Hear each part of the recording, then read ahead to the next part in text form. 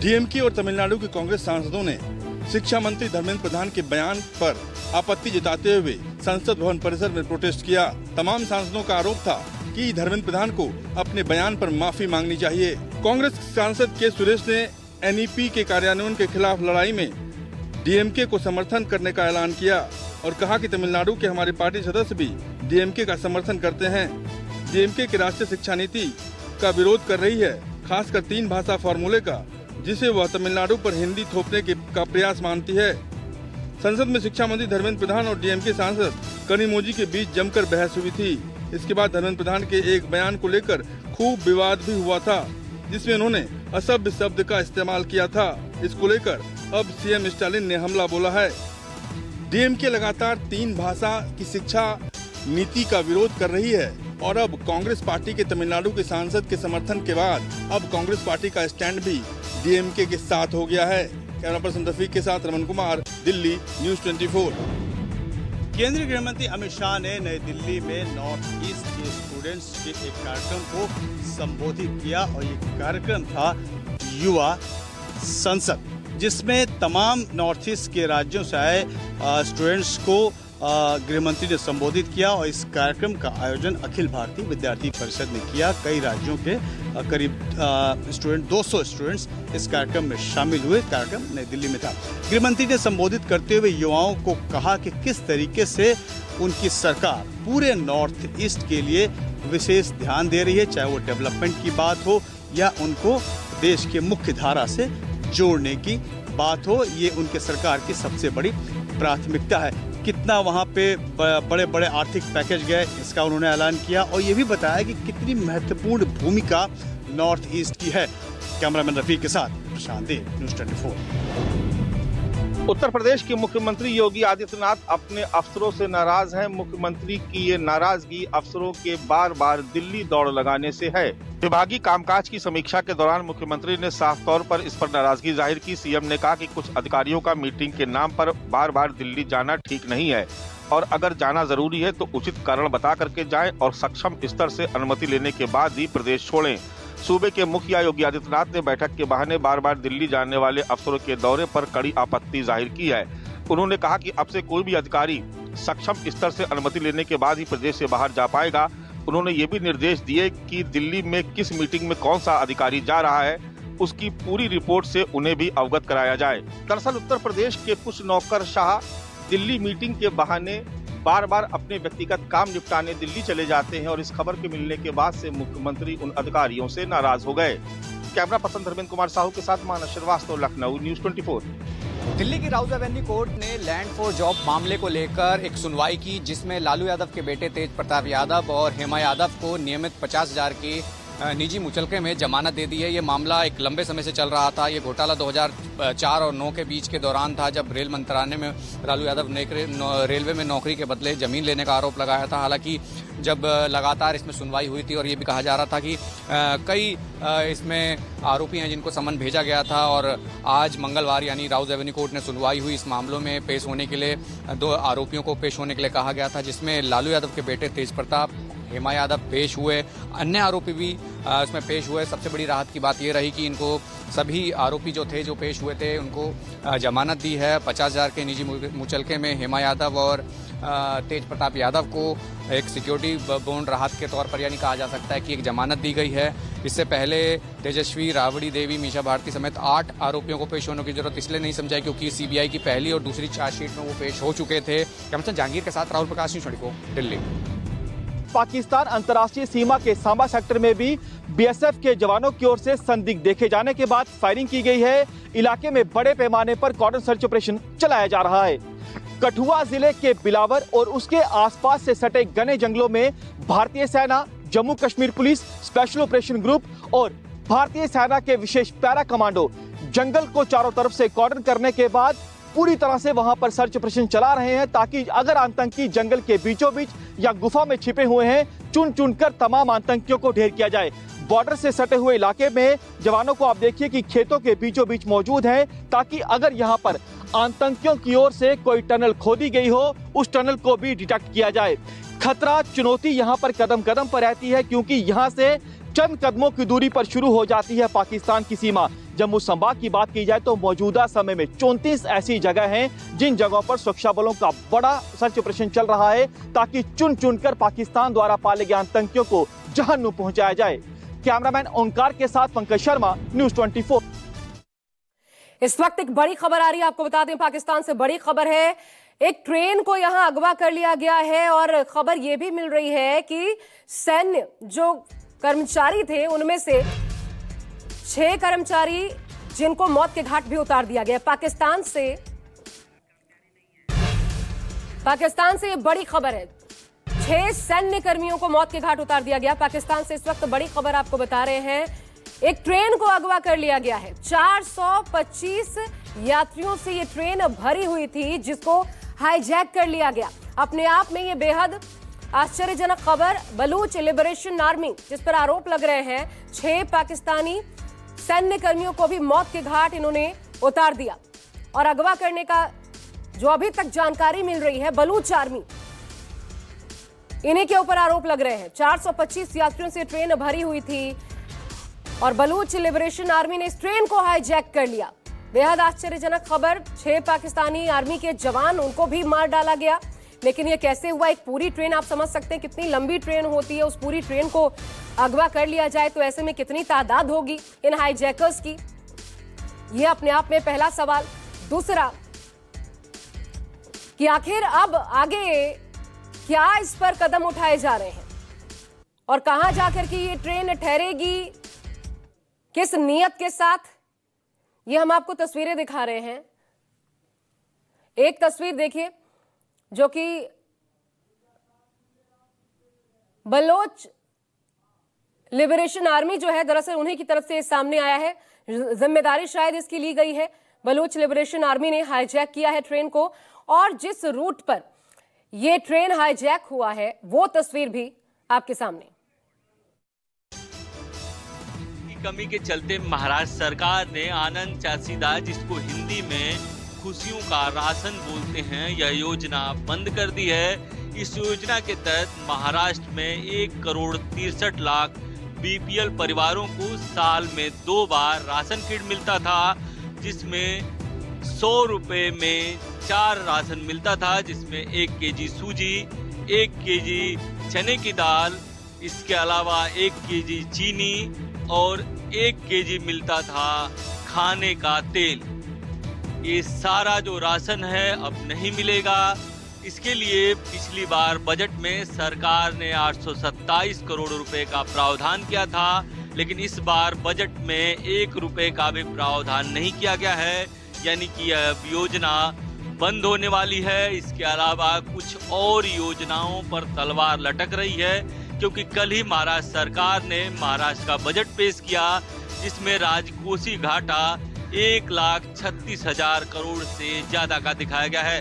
अंचल के साथ इंद्रजीत सिंह, न्यूज़ 24 मुंबई। महाराष्ट्र के वित्त मंत्री अजित पवार ने अपना 11वां बजट विधानसभा में पेश किया। महाराष्ट्र की तमाम लाडली बहनाओं की नजर इस बजट पर थी, क्योंकि राज्य सरकार ने विधानसभा चुनाव से पहले घोषणा की थी कि लाडली बहन योजना में अब 1500 की जगह सरकार आने पर 2100 रुपए वहाँ पर किए जाएंगे। लेकिन अजित पवार ने बजट में ऐसी कोई भी घोषणा नहीं की। खुद देवेंद्र फडणवीस ने विवाद में यही साफ कर दिया कि फिलहाल लाडली बहनाओं को 1500 रुपए हर महीने मिलते रहेंगे, लेकिन 2100 रुपए कब देंगे इसके बारे में अब तक कुछ भी तय नहीं हुआ है। राज्य के वित्तीय हालात ठीक नहीं है, इसलिए इस पर बाद में फैसला लिया जाएगा। इतना ही नहीं, बजट में कई लोक लुभावन स्कीम को भी बंद कर दिया गया है। जैसे उद्धव ठाकरे की जब सरकार आई थी और बाद में एकनाथ शिंदे की भी सरकार थी, तब उसमें आनंददाता शिधा यानी एक राशन मिलता था त्योहारों के समय, और राशन किट भी वहाँ पर बंद कर दिया गया है। शिव भोजन जो थाली योजना थी उसे भी वहाँ पर बंद कर दिया गया है। इस बार के बजट में राज्य सरकार ने कई घोषणाएं की है, लेकिन अब सबसे बड़ा सवाल ये है कि उसके लिए ज्यादा पैसे कहां से आएंगे। कैमरामैन राजेंद्र सिंह खाती के साथ विनोद चकदाले, न्यूज़ 24 मुंबई।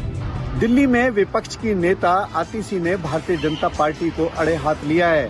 दरअसल में आतिशी ने भारतीय जनता पार्टी पर सवाल खड़े किए हैं कि जिस तरीके से दिल्ली के चुनाव में देश के प्रधानमंत्री नरेंद्र मोदी ने कहा था कि दिल्ली में अगर भाजपा की सरकार बनती है तो पहली कैबिनेट पास होते के साथ ही इस पूरे मामले में जो 2500 रुपए का महिलाओं को वादा किया गया था उसको जो है 8 तारीख को हर दिल्ली की महिला के खाते में भेज दिया जाएगा। लेकिन आतिशी ने कहा है कि अब 8 तारीख भी चली गई और दिल्ली की जनता को अब तक पैसे जो है वो नहीं मिले हैं। वहीं दूसरी चीजों पर घेरते हुए आतिशी ने कहा है कि प्रदेश के प्रधानमंत्री नरेंद्र मोदी ने कहा था कि आगामी त्योहार जो यानी कि होली है और उसके बाद दीपावली है उस पर जो है दिल्ली की महिलाओं को मुफ्त सिलेंडर दिया जाएगा।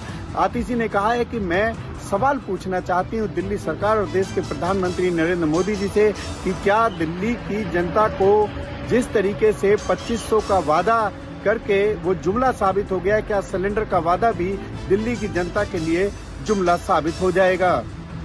दिल्ली से मैं यूसुफ, न्यूज़ 24। दिल्ली बीजेपी में आज होली मिलन मनाया गया और बीजेपी के सभी 48 विधायक आज इस होली मिलन के कार्यक्रम में पहुंचे। वहीं पूर्व सांसद और वर्तमान के सांसद जो है वो होली मिलन के कार्यक्रम में पहुंचे।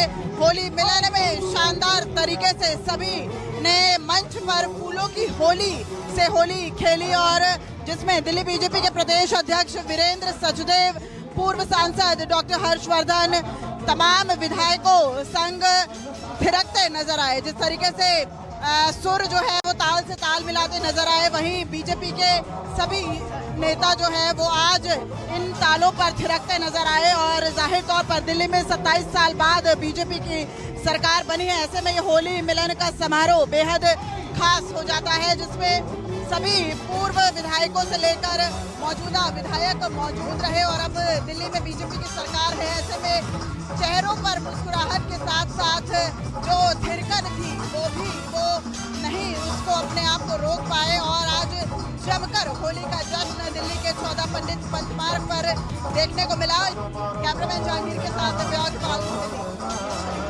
मथुरा के गोकुल धाम में मैं मौजूद हूँ अपने कैमरा पर्सन नितिन कुमार के साथ। यहाँ पर जो है छड़ी मार होली खेली जा रही है, जो कि आप देखिए कि हजारों लोग यहाँ पर मौजूद हैं।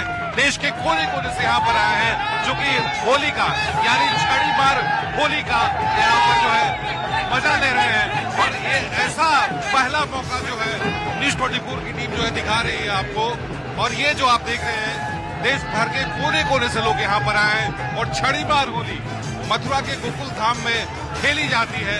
यहाँ पर जो महिलाएं होती हैं वो छड़ी लेकर के आती हैं और पुरुषों को मारती हैं। ये कहा जाता है कि जब भगवान कृष्ण राधा को चिढ़ा रहे थे तो राधा अपनी सखियों के साथ जो है कृष्ण के ऊपर जो है डंडे से वार करती हैं। तो ये छड़ी मार होली की अपनी एक अलग परंपरा है और जहाँ तक आप देख रहे हैं नजर जा रही है कैमरे से, तमाम जो लोग हैं इस छड़ी मार होली का जो है लुत्फ उठा रहे हैं।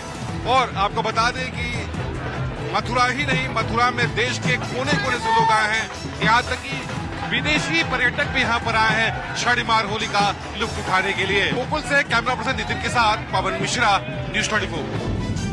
मध्य प्रदेश विधानसभा सत्र के दौरान आज अलग ही नजारा देखने को मिला जब नेता प्रतिपक्ष समेत कांग्रेस के तमाम विधायक अपने गले में प्लास्टिक के सांपों को लपेटकर और टोकरियों में लेकर पहुंचे।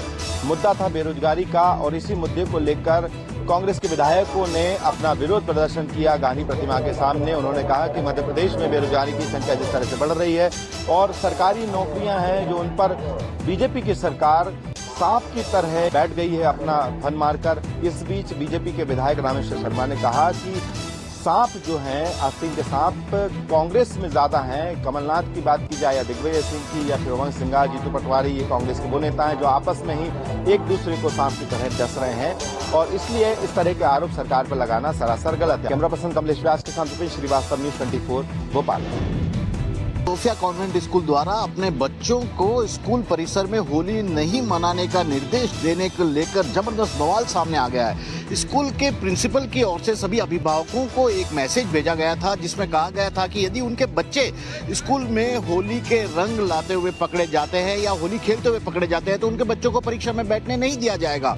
इसे लेकर राजस्थान के शिक्षा मंत्री मदन दिलावर ने बेहद ही सख्त लहजे में इस पूरे आदेश को ही धद्दा बता दिया और साफ तौर पे कहा कि यह हमारी परंपरा और सनातन का विरोधी फरमान है और ऐसे स्कूल की मान्यता को रद्द करने के लिए वे सीबीएसई को पत्र भी लिखने वाले हैं। इसे लेकर अब आरोप प्रत्यारोप का दौर जारी है। हालांकि स्कूल प्रबंधन की ओर से इस पूरे मामले पर सफाई भी दी गई है कि स्कूल में परीक्षाएं चल रही थी और आखिरी परीक्षा से पहले होली खेलने पर जानबूझकर स्कूल प्रशासन ने अभिभावकों को कहा था कि अपने बच्चों को इससे रोकें ताकि वे सही तरीके से ध्यान केंद्रित करके परीक्षा लिख सकें। श्रीवत्सन, जयपुर, न्यूज़ 24।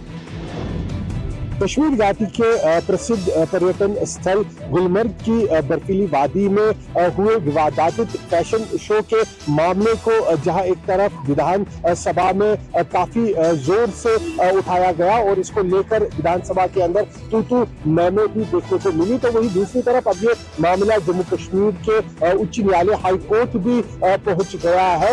एक वकील ने इसको लेकर कोर्ट में PIL डाली है कि इस फैशन शो को आयोजन करने वाले और इसमें भाग लेने वाले लोगों के खिलाफ कार्रवाई हो, क्रिमिनल प्रोसीडिंग्स चलाई जाए और साथ ही साथ यहाँ इसको लेकर अब कश्मीर घाटी में सिविल सोसाइटी के बाद जो धार्मिक नेता है वो भी इसका कड़ा विरोध करते नजर आ रहे हैं। यहाँ तक कि जम्मू कश्मीर के ग्रैंड मुफ्ती ने इसको लेकर सरकार से मांग की है कि वो इस मामले पर जल्द से जल्द कार्रवाई करे और अगर कार्रवाई नहीं होती है तो वो इस मामले को लेकर सड़कों पर उतरेंगे, क्योंकि इस तरह का फैशन शो कश्मीर घाटी के अंदर वो भी रमजान के महीने में कराना सीधे सीधे यहाँ जो लोग रहते हैं उनकी धार्मिक आस्था को ठेस पहुंचाना है। कैमरामैन बशीर के साथ आसिफ साहब, श्रीनगर, न्यूज़ 24।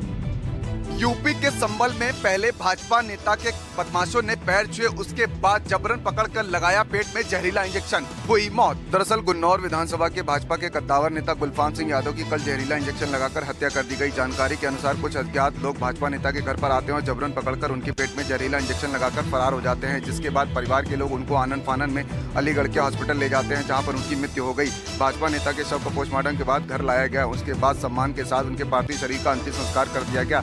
इस दौरान कई भाजपा नेताओं का जमावड़ा लगा रहा। वहीं मृतक भाजपा नेता के बेटे दिव्य प्रकाश ने बताया कि हमारी प्रमुखी की चुनाव के बाद से रंजिश चल रही थी। बता दें, भाजपा नेता गुलफाम सिंह यादव 2004 में गुन्नौर विधानसभा मुलायम सिंह यादव के खिलाफ भाजपा के टिकट पर चुनाव लड़ चुके हैं। गुलफाम सिंह यादव की संघ में अच्छी पकड़ बताई जाती थी।